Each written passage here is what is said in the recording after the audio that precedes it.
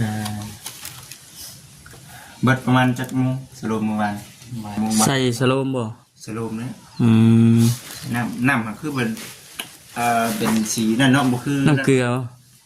มันของเขาใส่เป็นสีใสๆเนาะขาวๆอันนี้เป็นสีขาวกันแล้วเป็นใส่ยาเราหั่นหน่อยมันมียาปนเนาะเห็นว่าคือบ่เคยใส่นะสีแบบนี้นั่นนะสีเหลืองนะนี่มันอยู่นี่เนาะน้องดาวสีนี้ได้เดี๋ยวสีเขียวนิดนึงยาผสมกันแล้วเมื่อวานนี่บ่จิตเองมีเวียกแน่พี่น้องเอ้ยเอาผ้าเอานั่นมาส่งก็เลยบ่ได้ถ่าจนสลมเบิดบ่จิตมาประมาณจักชั่วโมงก็ฮอดบ่ชั่วโมงมันเบิดโดยประมาณชั่วโมงประมาณชั่วโมงนึงบ่เพิ่งเด้อแม่ก็เลยว่าเดี๋ยวให้น้องเพิ่นอันนั้นมาเนาะ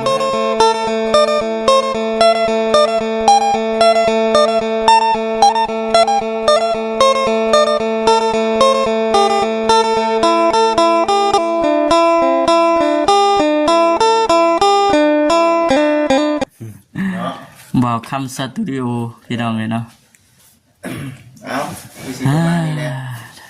บรรยากาศที่ว่าห้อนแห้งขนาดเนาะสบายดีเด้อสบายดีคือกันสบายดีคือกันอยู่ที่เฮือนน้องดาวพี่น้องเลยเนาะดิรถน้องดาวเพิ่นรถบ่เสียงนาบ่เวียงบ่คำน้องดาวสบายดีเด้อสบายดีเนาะพี่น้องเนาะก็ดีกับทักทายสบายดีเด้อพี่น้องเด้อเนาะสู่คนเนาะเส้นนั่งแบบบ่ต้องเกรงใจดินั่งบ่ต้องเกรงใจเด้อคือน้องดาวเองไหนแค่นี้แหละ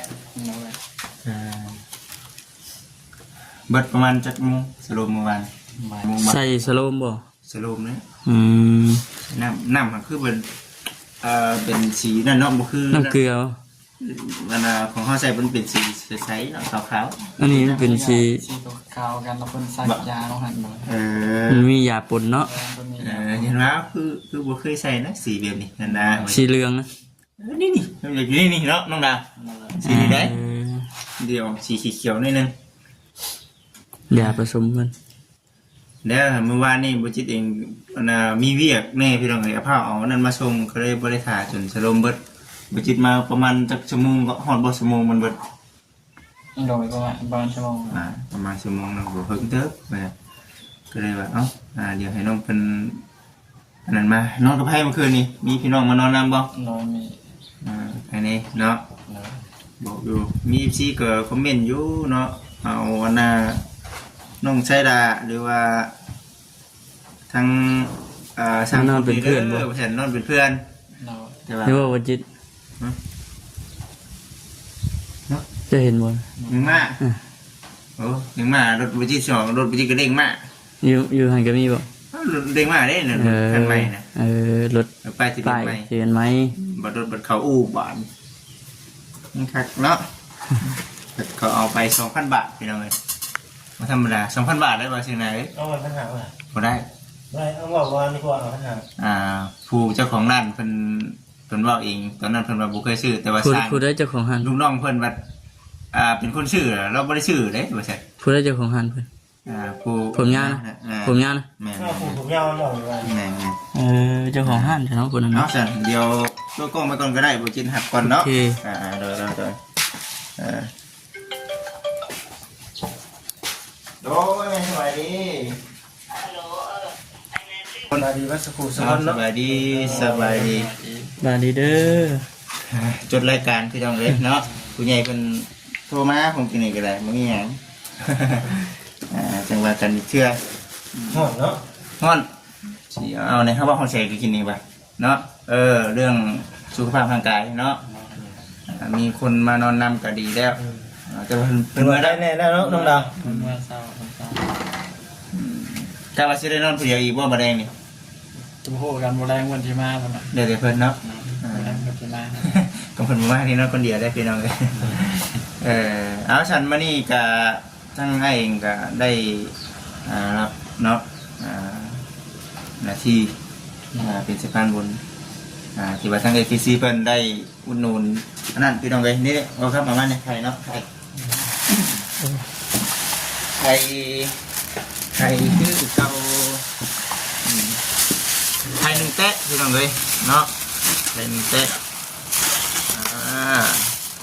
พยายามลุดมันบอลไข่หนึ่งแตะแล้วก็ชิ้นหมูเส้นนี้ก็ได้เนาะน้องเนาะอันนี้เอามือคืนพี่น้องเลยเรียกว่ามีเวลาอันนั้นแหละเวลาเอาของมาเนาะนี่เด้ปลาทู1 โลชิ้นหมู1 โลตำสีกินตากไว้เด้อตากไว้เดี๋ยวสีข้าวเนี่ยสักหน่อยนี่แล้วก็อันนี้ได้เป็นขนมว่าเสียงยูโรมาแบบผมบอกจิตนะได้เก๊ะแล้วนะเรียกว่าเอารอบหน้าเสียงของนา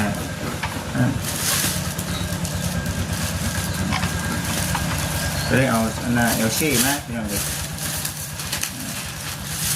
เดี๋ยวแอปนี่ก็โอเคเลยเนาะนี่ก็เนาะนี่ก็ได้แล้วมีเป๊ปซี่ใส่เย็นน้ำแน่พี่น้องเลยนี่เด้ปึ๊บอันนี้กันเนาะชิ้นหมูเนาะอีกทีกับปลาทูอันนี้กันข้าวนี่เนาะลุ่มลุงทวนอีกหัวแห้งแล้วกำลังช่วงเลยเอาที่ว่าอันนี้จะเป็นของกินเนาะทั้งหมดทั้งมวลรวมเป็น300,000พี่น้องเอ้ย300,000เป๊ะเนาะทางเอ๋ยเราบอกว่าเอามาให้น้องแนงบำรุงเนาะบำรุงคนเจ็บบำรุงคนป่วยเป็นเรื่อยแท้เนาะเนี่ยเป็นอะไรแบบเมื่อยไว้บ่เลยเมื่อยวินเป็นวินเป็นวินเนาะแดดที่แห้งนั่นเลยเนาะแดดที่หาแนมไปมาขี่จากบ้านกันอย่างนี้ลูกฮ้อนเนาะฉันมีแต่คอยเนี่ยระมัดระวังเนาะเวลาเฮาลุกเนี่ยระวังเนี่ยยันลุกแห้งเนาะลุกแห้งลมทวนนั่นแหละเคยมีได้คือขนาดว่าเฮาหน้ามืดคือบ่จิตเองก็เคยแต่ว่ามันเป็นว่าสัตว์เป็นวินแบบนั้นได้แบบคือเฮาอยู่ดีๆเฮาลุกนะบูบบ่ได้ก็เซแล้วป่านอันนั้นก็เอิ้นว่าอีหยังอาการหยังนั่นน่ะเนาะอันนี้บัดเป็นตั้งแต่ใดมาแล้วอันนี้แม่นบ่อาการหน้ามืดหน้ามัวหน้ามืดตามัวบ่พักผ่อนบ่เพียงพอบุกตะเวียบเห็นดิบุกตะเวียบเบิ่งแน่นอนเลยเนาะแต่ว่าคือปัจจุบันนี้คือในเรื่องเฮือนในชานเฮาโตก่อนบัดในช่วงนี้เนาะคือในเรื่องบ้านอันนี้คือเนาะแม่นบ่บ้านน้องไม้เนาะกำลังสิเฮ็ดแต่ว่าบุญบ้านนี่เขาเจ้าปกติอยู่บ้านนี่เขาเจ้าเฮ็ดยังไงมีคนขายหลายบ่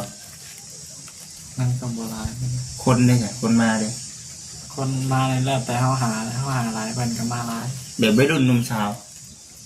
บางงานก็มีบางงานก็บ่มีเป็นบางงานปกติจะมีนั่นอยู่บ่มีตู้มีสั่งอยู่บ่ปกติมันก็อยู่กับสภาพเนาะถ้าอยากเอาก็ได้ถ้าบ่อยากเอาก็บ่เอามันขึ้นอยู่กับงานได้บัดเนาะคำว่างานมีตู้มันแบบมีคนด้วยนะเนาะมันอยากมีคนด้วยแต่ว่าอันนี้มันก็ขึ้นอยู่กับสภาพเพิ่นเนาะงานมีตู้เดี๋ยวมีคนเนาะพี่น้องเลยก็ถือว่าฟังไปเนาะหนึ่งในหันก็มีเฮาเลยเนาะอยู่ในหันเนาะสิได้เบิ่งน้ำเพิ่นแล้วช่วยเวียกเพิ่นนะช่วยเวียกเนาะช่วยเพิ่นเด็กๆน้อยน่าจะมีแต่ว่ามื้อนี้ก็ได้เอาโครงนี้ได้มาให้แล้วก็อัปเดตให้กับ FC เบิ่งอาการน้องดาววันนี้ใครในแล้วเมื่อวานนี้เนาะคือว่าอยู่เพื่อนอยู่ชานอยู่2 วันของกินก็อยู่ในตู้เย็นก็นั่นเนาะพี่น้องเนาะจากว่างของกินนี่เอาว่าทางบ่เวียงเพิ่นซื้อปลาทูมาแล้วแม่นบ่แล้วปลาทูกับปลาดุกมันซื้อมาเป็นยังปลาทูบ่จิตทำอีกเนาะจิตใส่ปลาทูอีกก็บ่ได้หึงแน่นี่เวลาเฮาเอาบ่ช้างเนาะคือเฮาเฮ็ดเวียกอยู่เฮือนเนาะบ่ได้แม่นแต่คนเดียวกินบ่ขออนุญาตนำ ช่างเพิ่นมาเฮ็ดน้ำเฮาบัดย่อเขาย่อน้ำบ่แม่นว่าย่อนะเฮ็ดกินน้ำกัน ให้เพิ่นให้กิน สิกินน้ำกันกับบ่ได้ติได้พี่น้องเอ้ยเนาะ ตำ บ่ได้ กุ้ ติ งปิ้งปลาทูเนาะ เฮ็ดไปกินน้ำกัน โอ้โห ไป น่ารัก แบบนี้นะ เอาทางนี้ ก็เลยว่าเอาพี่ใหญ่เพิ่นก็ช่วยสร้างน้ำเนาะ ช่วยย่อเขาย่อน้ำให้สร้างแล้วก็ช่วยน้องดาวไปน้ำช่วงบ่มีแนวกินก็อุกใจคือกันได้เนาะ เนาะ ครับแต่ว่าบ่เฮิงดอกเนาะของจังเพราะว่าหมูโดเดียวหนึงเด้แล้วก็ปลาทูลากดีก็มันก็เฮ็ดก็บ่เกินคาบหนึง2คาบเนาะเอามีแต่สิประมาณนั้นแหละน้องเอ้ยพุ่นน่ะเดี๋ยวสิไปหาบ่าวเวียงเพิ่นเนาะจดรายการ มีเวียกกับเพิ่นบ่ เอ้างานน้องหมายบุญ อื บุญ มสมทบบ่ บ่แม่นเดี๋ยวเพิ่นสิสั่งของแล้วบัด เออ มีออเดอร์แล้วบ่ เอาเลยเขาติ ออเดอร์เข้าบ่จิตเองก็สิได้เอาของมาแล้วบ่สั่งนั่นสั่งนี่น้ำแรงบ่จิตเองก็สิได้แดนก็ชื่อมาไว้ยันมันบ่มีได้เนาะ ก็จดแล้วบางทีผมมีเนาะ คือบางทีแรกนี่พักกระดำบ่จิตเอาไปบ่ทันก็เจ้าไป เบิด มันเบิดได้คันเขาต้องหาเนิ่นๆไว้ได้สั่งก็จะไว้รถเนาะมันจังได้ก็สิประมาณนี้แหละเด้อน้องเด้อ เนาะ มีแต่รักษาสุขภาพเจ้าของนั่นแหละ เนาะ สิเจ็บเป็นเรื่อยร้ายเห็นมาก็ได้เนาะ เนาะ เลยเป็นห่วงเนาะ ข่อยก็บ่อยากเป็นนะว่าซั่นแน่เนาะ มันเป็นมันทั้งเป็น มันเป็นเนาะ เนาะ อ๋อเนี่ยปีนี้เป็นจังคือแล้วเป็น หลายเที่ยว หลายเทื่อเลยเนาะคิดไปยากภาวนาเนาะบ่อยากให้มันเป็นได้พี่น้องเอ้ยถ้ามันเป็นอันหนึงคือเงินคำกำแก้วเฮา เสียเงินเสียเวลาพร้อม แน่นอนตัวนี้ต้องได้เสียเงินแน่นอนเสียเวลาพร้อมเนาะเจ็บบ่นี่มากินหันกินนี่ก็บ่แซ่บบ่นัวเข้าไปอีกเนาะไปหันไปนี่ก็บ่ม่วนอีกบัดนี้ร่างกายมันนั่นน่ะเด้เอามีแต่พักผ่อนสู้ๆเนาะจะกินเองได้อยู่บ่นี่ ได้ เดี๋ยวมื้อนี้ช่างๆเพิ่นเอ้ยเพิ่นสิมากินน้ำนี่บ่ได้ว่าสิไปกิน โอ้ยังบ่เห็นเพิ่นมา ยังบ่ เนาะ แสดงว่าคือตัวนี้ได้โจ๊ะซะแน่เนาะโจ๊ะก่อน เนาะ โจ๊ะหยุดก่อนสิก็รุ่นไปเนาะเป็นหยังเนาะพี่น้องเอ้ยเนาะให้ไปจิตเข้ามาเรื่อยแน่เพราะสิมีโฆษณาเขาหลายๆเนาะเข้ามาบ่ได้ FC ทั้งน้องดาวเพิ่นบ่ได้ถามโฆษณาเด้เบาคำบ่เสียงนาเด้เนาะต้องมา บอลย่องเก็บซี่ก่อนได้เนาะย่องไปน้ำนั่นแหละพี่น้องว่าย่องหัวกันไปไปซะน้องขอบคุณทางเอ้ยเพิ่นนี่เด้อซื้อของอยู่ของกินมาให้มื้อนี้ก็ได้ไปเนาะก็ขอบคุณเด้อทางแม่ที่ซื้อในอยู่ในกินให้ขอให้แม่ขอให้ทางแม่กับทางพ่อเจริญในการที่การงานทำไมแม่รถนี่ขอให้กลับคืนหาแม่และเท่ากันได้ถูกนะ ทำบอจิตแล้วที่นำสิ่งของมาให้ผู้ทีมงานของบอจิตนะไปใส่มาใส่คอยไอเดินทางปลอดภัยด้วยซ่า ถูกบ่จิตก็ยิ้มอยู่แล้วบ่จิตเนาะชื่อของอยู่ห้านบ่จิตบัดอุดหนุนบ่เนาะ อุดหนุนอยู่ห้านบัดนี้ก็ได้มาสาบ่คำได้บ่สิเจ้าคุยกันโดดได้ อันนี้ก็คุณแล้วสิไปพุ่นที่กันนะ ให้ชีอันนั้นบ่ แม่น ไม่ติแกเก็บไว้แล้วเนาะเก็บไว้เบิ่งได้มายังสิพาไปเก็บให้มาเบิ่งดูมีอย่างแน่ตัวนี้เฮ็ดให้เอาไปใส่ตู้เย็นหรือว่านั่นเนาะ น่าจะใช่ เดินใส่บ่แต่ตัวนี้บ่เดือตัวนี้เนาะ เขาต้นผมเลย มันสินี่ได้มาครับเปิดขึ้นมาได้ครับบ่ปะ บ่ปะ ตากได้ คิดค่อยนั่นแหละคือว่าแล้วโจกล้องบ่กิน เจ้าก่อนก่อนจะโทรกันเลยว้าน้องดาวมีแต่หมดแท้เลย อันนี้บ่อาหารเพิ่นนะ เลยหมดเฮ้ปึ่งอยู่ขนาดมันมามันถุงยางมันเป๊ะขนาดมีน้ำนี่ถุงยางมันเป๊ะนี่ดิ เป็นเยอะเนาะ โดย อันนี้ไปนี่ก็ได้ละไปนี่ก่อนปะ ป้าเนี่ย โอ้สั่นวางของสิกะ เนาะ น้องบ่จิตสั้นวางของแล้วว่ะ งาม งานเนาะ นี่แหละเขาไปอยู่เฮ็ดอันนี้ทำไมอยู่ ไม่บ่ อันนี้เป็นพานัด ไม่อัดนะมันแผ่นเดียดเนาะแผ่นเดียดมันแผ่นเดียดก็ได้70-80ไปแผ่นหนึ่งเนาะ84นั่นนี่ได้เป็นยังไง เบิ่ง ตัวนี้ล้านนั่นเลยครับล้านหา อันนี้นะไว้ถ่ายรูปอ่ะ อยู่ในประมาณนี้ เห็นเหรอ นี่ก็โอเค เนาะ งามคือกัน ที่เฮ็ดแบบมัน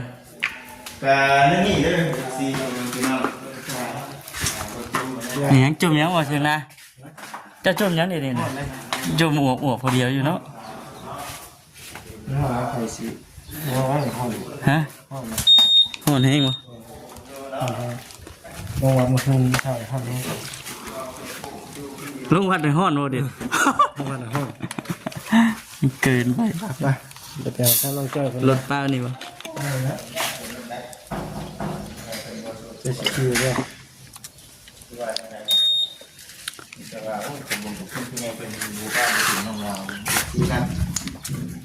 ไปพี่น้องเนาะจังได๋ก็